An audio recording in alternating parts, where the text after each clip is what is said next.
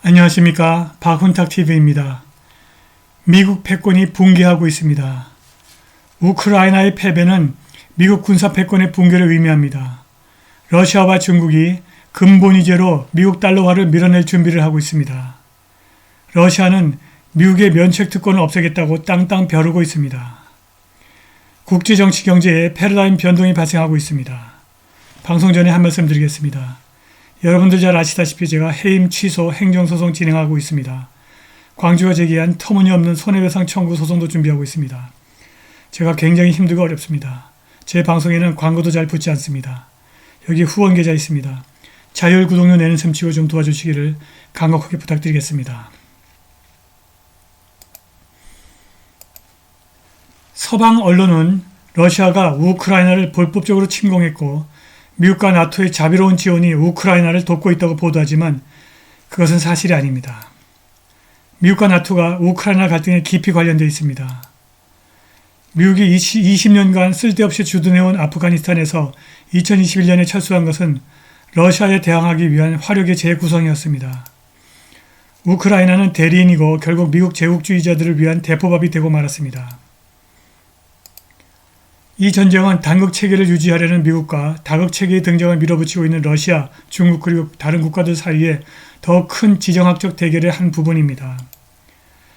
러시아와 중국 등이 원하는 다극체계는 더 이상 미국이 지배하는 서구 자본주의를 용납하지 않습니다. 미국이 러시아와 전쟁을 치르고 장기적으로 중국과 전쟁을 치르는 것은 제2차 세계대전 이후 설립된 워싱턴의 지배적인 위치를 유지하려는 필사적인 몸부림입니다. 규칙의 기초를 둔 질서, Rule Based Order라고 하는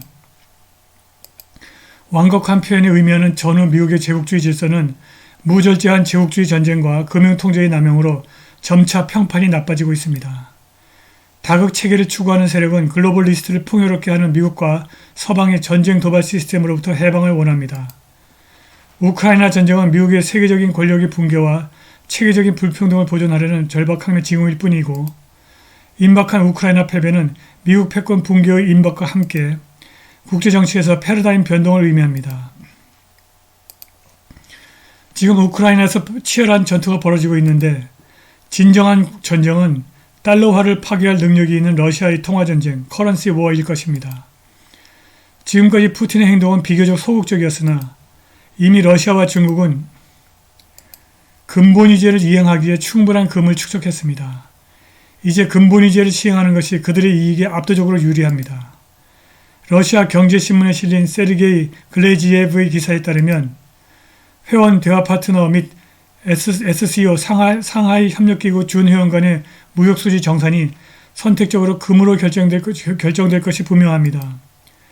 차입금리가 현재 13% 이상으로 지나치게 높은 러시아에서 근본위제를 하게 되면 금리를 대폭 내릴 수 있어 경제가 더욱더 활성화될 것입니다. 러시아의 우크라이나에 대한 춘계 대공세가 임박한 지금 이 시점에서 수동성에서 재정적인 공격으로 전환하는 것이 푸틴에게는 이익이 될 것입니다. 그가 서구의 법정화폐 피아트 커런시 시스템 전체를 파괴하는데 시간이 그리 오래 걸리지 않을 것입니다. 이것은 미국과 나토의 군사동맹체가 거의 인식하지 못하고 있는 치명적인 위험입니다.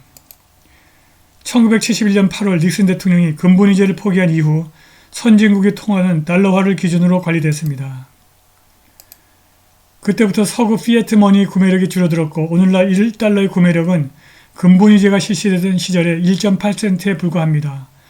다른 통화에 대한 구매력 손실은 아래 차트에서 보듯이 비슷합니다. 미국 달러화, 유로화, 독일 마크와 일본 엔화 모두 구매력이 떨어졌습니다. 이 모든 피애트머니의 구매력 상실은 만성적인 인플레이션으로 이어졌고 각국 중앙은행이 연평균 2% 인플레이션 목표를 설정했으나 그것은 정확도와 함께 실행될 수 있는 정책이 아니었습니다. 피애트머니의 구매력 상실은 증세 효과를 초래하여 자본주의 경제의 실존적인 위협으로 등장했습니다.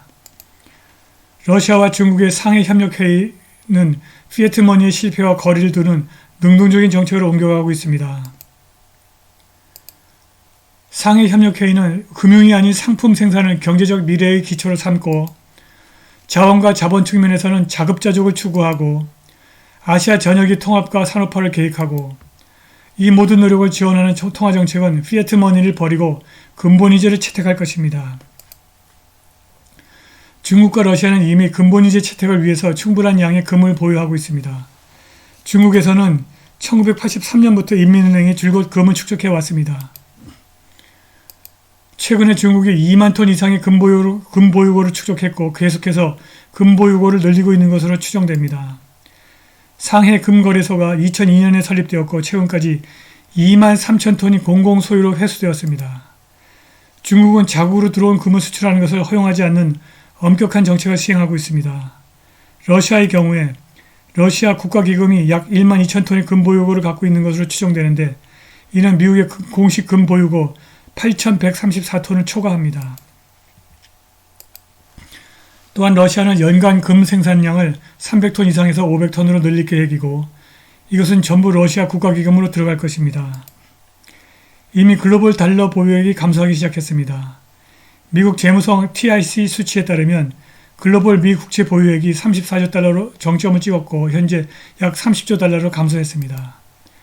2022년 6월 81명의 공식 대표단이 참석한 상트페테르부르크 국제포럼에서 푸틴은 달러와 유로의 구매력 상실을 이유로 매도해야 한다는 점을 분명히 했습니다. 러시아와 중국이 근본이자를 시행하면 나머지 세계의 통화가 새 근본이자의 고정을 원하게 될 것이고 피에트머니 달러와 유로화 조치는 휴지 조각이 될 것입니다.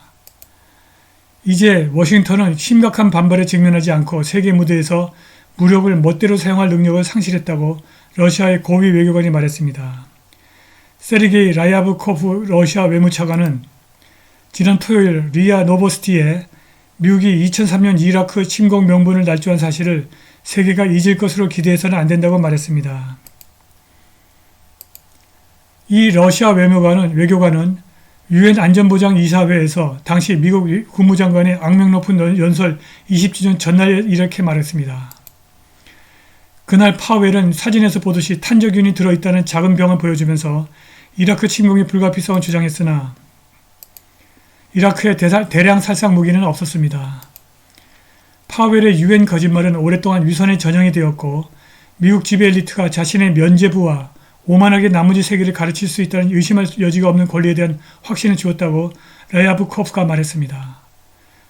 그것은 또한 자신의 글로벌 헤게모니 유지를 위해서 약한 상대에 대해서 무력을 사용하려는 워싱턴의 의지를 상징한다고 그가 덧붙였습니다. 그는 빠르게 변하는 지정학적 지형에서 미국은 이제 심각한 결과에 직면하지 않고 원할 때마다 무력 사용 시나리오에 의지할 수 없다면서 아프가니스탄에서 미국의 굴욕적인 철수를 그 예로 들었고 그러나 우크라이나 분쟁에 대한 워싱턴이 간섭이 보여주듯이 미국의 이러한 좌절은 미국이 예전 방식을 그대로 사용하는 것을 막지 못했다고 이 외교관은 말했습니다.